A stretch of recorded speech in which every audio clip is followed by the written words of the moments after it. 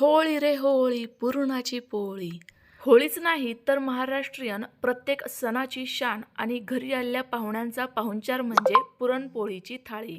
पण एवढा मोठा स्वयंपाक करायचं म्हटलं की घरामध्ये खूप सारा पसारा होतो, भांडी भरतात आणि बरं एवढं करूनही वेळेवर स्वयंपाक होईलच असं नाहीये. याकरिताच अगदी परफेक्ट असं वेळेचं नियोजन कसं करायचं, घरामध्ये जास्त पसारा न होता अगदी पटापट हा पुरणपोळीचा संपूर्ण स्वयंपाक कसा करायचा, हा चवदार होण्याकरिता कोणत्या टिप्स वापरायच्या, याच संपूर्ण गोष्टी मी आजच्या व्हिडिओमध्ये तुमच्यासोबत शेअर करणार आहे. चला तर मग लगेचच 4 ते 5 व्यक्तींना पुरेल इतका पुरणपोळीचा संपूर्ण स्वयंपाक करूयात. तर त्याकरिता सर्वांत अगोदर आपल्याला चणा डाळ शिजायला टाकायची आहे.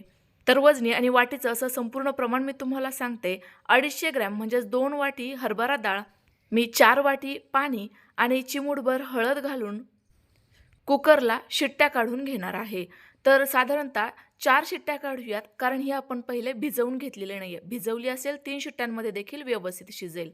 लगेचच हात कटाची आमटीची तयारी करूयात. शेजारच्या गॅसवर कांदे भाजायला ठेवतीये. तुम्हाला जर असा गॅसच्या ज्वाळेवर डायरेक्ट कांदा भाजायला आवडत नसेल, तुम्ही हा कांदा उभ्या पातळ आकारामध्ये कट करून घ्या आणि तव्यावर खमंग रंगावर परतवून घ्या. पण आम्ही नगरी लोक याच पद्धतीने कटाची आमटी करतो. तीच पद्धत दाखवतीये. खूप भारी आणि झणझणीत आमटी तयार होते. आता कणिक भिजवून घेऊयात. तर बाउलमध्ये सुरुवातीला अगदी जर असं म्हणजे साधारणतः अर्धा कप पाणी घातलं. त्यामध्ये चिमूटभर हळद आणि चवीनुसार मीठ घालून घेऊ. मीठ आणि हळद अशा पद्धतीने पाण्यामध्ये घालून घेतलं की हे हळदीचे पॅचेस कणकेमध्ये राहत नाही आणि सोबतच मीठ देखील व्यवस्थित एकसारखं कणकेमध्ये जिरलं जातं. आता आपण याच वाटीने गव्हाचं पीठही मोजून घेऊयात. तर अगदी छान असं वाटीमध्ये प्रेस करून 2 वाटी मी हे पीठ घेतलंय. पीठ व्यवस्थित असं एकदम बारीक चाळणीने चाळून घेतलेलं होतं. तुमच्याकडे जर मैद्याची चाळण नसेल तर तुम्ही वस्त्रगाळही हे पीठ करून घेऊ शकता. यामुळे गव्हातील कोंडा बाजूला होतो आणि आपली पोळी खूप छान अशी मऊ लुसलुशीत तयार होते. आता पिठामध्ये थोडं थोडं करत पाणी घालूयात आणि कणिक छान अशी मऊसूत होईपर्यंत मळून घेऊ. अतिच प्रमाणात पातळही नकोय किंवा जास्तच घट्टसरही नकोय. बघा या स्वरूपाची हवी. आता यामध्ये भरपूर सारं पाणी घालूयात आणि कणिक जरा वेळ भिजण्याकरता साईडला ठेवून देऊ. असं केल्यामुळे आपल्याला जराही तेल न वापरता मऊसूत कणिक भिजवता येऊ शकते. नक्की ट्राय करून बघा. एवढ्या वेळामध्ये कांदे देखील छान असे खरपूस खमंग भाजले गेले. ते आता जर असे थंड करून घेऊयात. तोपर्यंत लगेचच भज्यांसाठी कांदा चिरून घेऊ. कांद्याची व्यवस्थित साल काढून त्याचा जो देठाचा भाग असतो तो काढायचा आणि कांद्याचे 2 भाग करून अशा पद्धतीने हा पातळ पातळ आणि उभ्या आकारामध्ये कट करून घ्यायचा. हे व्यवस्थित चिरून झाले. एका बाउलमध्ये काढून घेऊयात आणि लगेचच यावर मीठ घालू, कारण आज आपल्याला कुरकुरीत भजी ट्राय करायची आहे. तर कांद्याला हे मीठ व्यवस्थित असं चोळून घ्यायचं. यामुळे कांद्याला खूप छान असं पाणी सुटतं आणि कांदा देखील व्यवस्थित असा मोकळा सुटसुटीत होतो. आता वाटणाची तयारी करू. त्यासाठी 6 ते 7 हिरव्या मिरच्या, 10 ते 12 लसूण पाकळ्या, 1 चमचा ओवा, 1 चमचा जिरे मिक्सरला पाणी न घालता व्यवस्थित कोरडे दळून घेतले. हे वाटण तयार झालेलं कांद्यामध्ये घातलं. आता गरजेनुसार बेसन पीठ घालू. आता हे भज्यांचं पीठ मळत असताना, भिजवत असताना सुरुवातीलाच पाणी घालण्याची अजिबात गरज नाहीये. कांद्याला जेवढं काही पाणी सुटतं ना, त्यामध्येच हे पीठ व्यवस्थित मिक्स करून घ्यायचं आणि गरज वाटली तरच आणि तरच फक्त 1-2 चमचे पाणी घालायचं. जास्त पाण्याचा वापर करायचा नाही. जर पाणी जास्त वापरलं तर आपलं मिश्रण पातळ होतं आणि आपली भजी छान अशी कुरकुरीत होणार नाही. तर बघा एवढं असं घट्टसर मी हे पीठ छान असं भिजवून घेतलंय. आता हे झाकून जरा वेळ भिजण्याकरिता साईडला ठेवून देते. यामुळे आपल्याला या भज्यांमध्ये सोडा घालण्याची देखील अजिबात गरज पडणार नाही. भजे खूपच छान तयार होतील. आपलं बरंचसं आता काम झालेलं आहे आणि एवढ्या वेळामध्ये बघा आपल्या कुकरच्या 4 शिट्ट्या देखील झाल्या. जराशी वाफ होती ती सोडून घेतली आणि कुकरचं झाकण खोलून बघते तर आपली डाळ किती छान अशी मऊसूत शिजली गेली. आता ती मी या चाळणीमध्ये उलथवून घेते, जेणेकरून हे डाळीतील एक्स्ट्राचं जे पाणी आहे म्हणजेच येळवणी ते सेपरेट होईल. हे आपण आमटीकरिता वापरणार आहोत. यामध्ये साधारणतः 3 चमचे ही शिजवलेली डाळही घालते. आमटी पितानी ही डाळ दातांखाली आली की आणखी जास्त चविष्ट लागते. आता पुरण शिजवून घेऊ. त्यासाठी शिजवलेली डाळ एका कढईमध्ये काढून घ्यायची. लगेचच ज्या वाटीने आपण डाळ मोजून घेतली होती त्याच वाटीने गुळही घालायचा. गुळ बारीक चिरून घ्यायचा, यामुळे तो पटकन वितळतो. तर 2 वाटी डाळ होती त्याकरिता 2च वाटी गुळ घातलाय. डाळ गरम आहे, खालून गॅसही चालू आहे, त्यामुळे गूळ फार पटकन वितळला जातो आणि या पद्धतीने सुरुवातीला आपल्याला ही डाळ खूपच पातळ दिसायला लागते. त्यावेळेला लगेचच आता एखादं असं मॅशर घ्यायचं आणि याच्या मदतीने ही डाळ छान अशी घोटून घ्यायची. असं केल्यामुळे आपल्याला पुरण दळण्याची अजिबात गरज नाहीये. आपलं पुरण मॅशरनेच खूप छान असं मऊसूत मॅश होतं. बघा आपलं पुरण या ठिकाणी तयार झालं. आता याला फक्त आपल्याला शिजवून घ्यायचंय, घट्ट करून घ्यायचंय. या पुरणामध्ये एखादा चमचा किंवा उलथानं रोवून बघितलं, ते हललं नाही की समजायचंय पुरण व्यवस्थित शिजलं गेलं. आता यामध्ये 3 इलायची, 1 चमचा बडीशोप आणि थोड्याशा जायफळाची पूड घातली. यामुळे पुरणाला टेस्ट छान येते आणि सोबतच पुरणपोळी कितीही खाल्ली तरी देखील अजिबात बाधत नाही. लहान मुलांसह म्हाताऱ्या माणसांना देखील व्यवस्थित अशी ही पचन होते. आपलं मौसूद पुरण तयार झालं. हे थंड होण्याकरिता साईडला ठेवून देऊ. तोपर्यंत आपण आमटी बनवून घेऊ, म्हणजेच सार. त्यासाठी कढईमध्ये सुरुवातीला 1 चमचा तेल घातलं. आता यामध्ये 7 ते 8 सुक्या खोबऱ्याचे उभे पातळ काप घालूयात. 7 ते 8 लसूण पाकळ्या, 1 इंच आलं, 2 हिरव्या मिरच्याही घातल्या. मिरच्यांना थोडीशी चीर देऊन घेतली होती, ज्यामुळे त्या परतताना फुटणार नाही. आता या खोबऱ्याचा जर असा रंग बदलला, हलकासा ब्राऊन आला की हे एका साईडला सरकवायचं आणि लगेचच शिल्लक तेलामध्ये कांदा अशा पद्धतीने फोडून परतवून घ्यायचा. सोबतच अर्धी मूठ कोथिंबिरीचे देठ देखील घातलेले आहेत. आता हे पुन्हा एकदा व्यवस्थित संपूर्ण जिन्नस परतवून घेऊ. बघा आपल्या कटाच्या आमटीचं संपूर्ण साहित्य व्यवस्थित असं पटकन परतवून तयार झालेलं आहे. लगेचच हे मिक्सरच्या भांड्यात काढून घेऊ आणि जर असं थंड करून घेऊ. त्यामुळे हे भांडं मी जरा वेळाकरिता साईडला ठेवून देते. लगेच आता पुरणपोळीसोबत खाण्याकरिता फोडणीचं दूध बनवून घेतीये. बरेच जण गुळवणी बनवतात, जे गुळाचं असतं. तुम्ही तुमच्या भागानुसार किंवा तुमच्या आवडीनुसार बनवू शकता.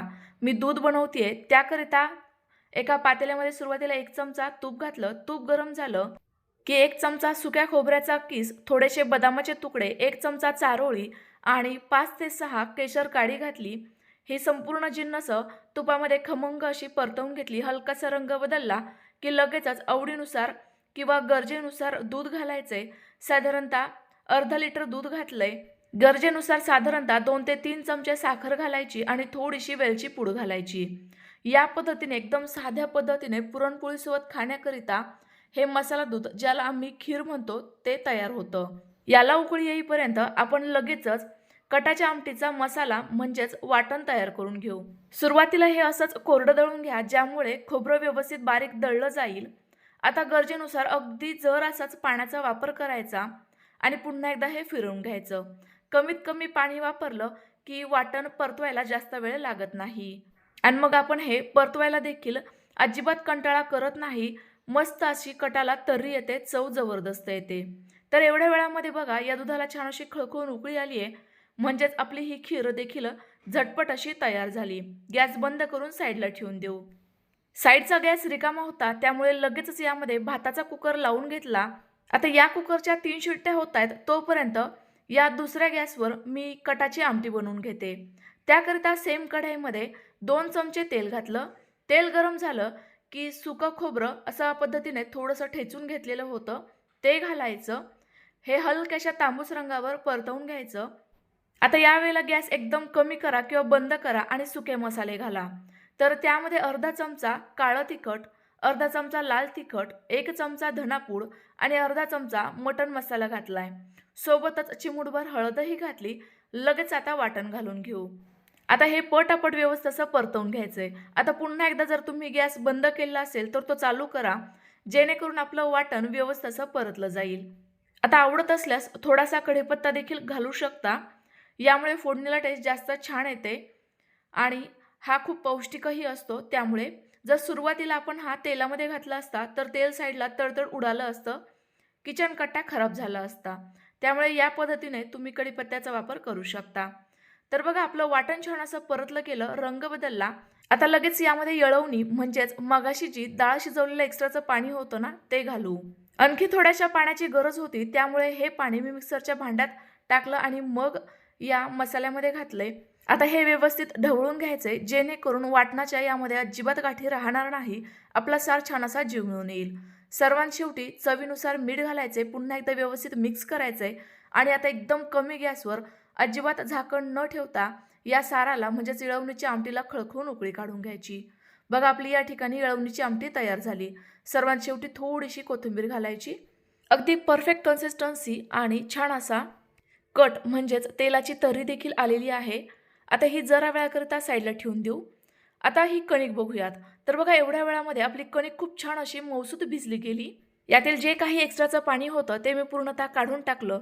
आता पुन्हा एकदा ही कणिक छान अशी मळून घेऊयात, तिंबवून घेऊयात आणि गरज वाटली तर थोड्याफार कोरड्या पिठाचा किंवा मग तेलाचा वापर करायचा. शक्यतो तेल वापरायचं नसेल तर या पद्धतीने कोरडं पीठच वापरा. तर बघा आपली काय मस्त अशी मऊसूत कणिक तयार झाली. मी कितीही लांबवली तरी देखील ही लांबतीये. यावरून तर तुमच्या लक्षात आलंच असेल. लगेचच पुरणपोळी बनवायला घेऊ. त्याकरिता कणकेचा अगदी लिंबा एवढा छोटासा गोळा घ्यायचा आणि जेवढं आपण कणिक घेतलंय त्याच्या डबल प्रमाणामध्ये पुरणाचा गोळा घ्यायचा. या कणकेची गोल वाटी तयार करून घेतली. आता यामध्ये हा पुरणाचा गोळा ठेवायचा आणि जे साईडचं कणिक आहे ना ते वरती उचलायचं आणि लगेचच हा गोळा अशा पद्धतीने बंद करून घ्यायचा. जर वरती एक्स्ट्राचं कणिक आलं असेल तर ते तोडायचं नाही, त्यावरच चिकटून द्यायचं. तयार झालेला उंडा कोरड्या पिठामध्ये घोळून घ्यायचा आणि पटापट दोनही साईडने एकसारख्या पद्धतीने ही पोळी लाटून घ्यायची.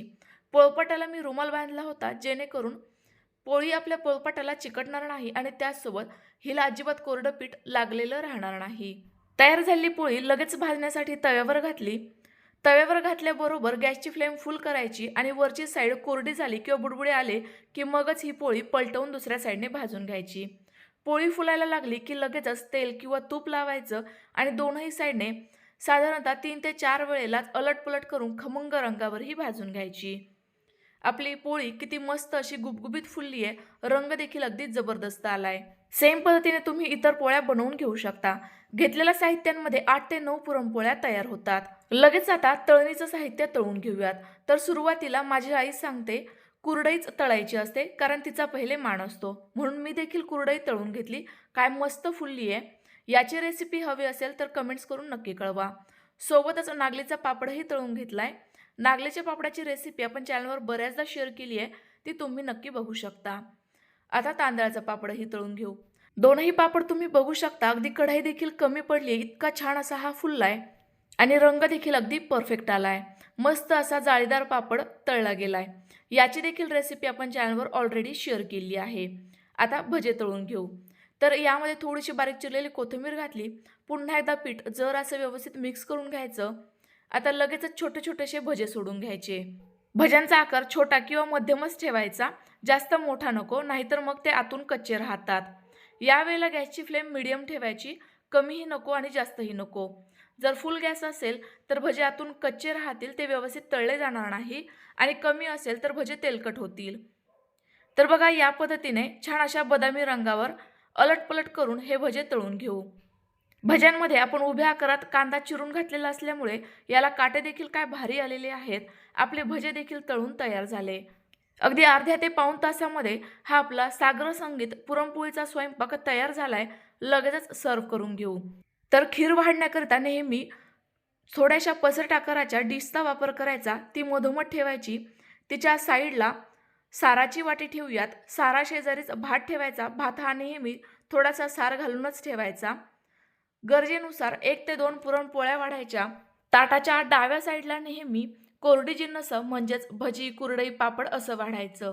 तुम्हाला आजची थाळीची रेसिपी कशी वाटली कमेंट्स करून नक्की कळवा. रेसिपी आवडली असल्यास लाईक करा आणि जास्तीत जास्त शेअर करा. पुन्हा एकदा भेटूयात तुमच्याच आवडत्या छानशा नवीन रेसिपी सोबत. तोपर्यंत बाय बाय.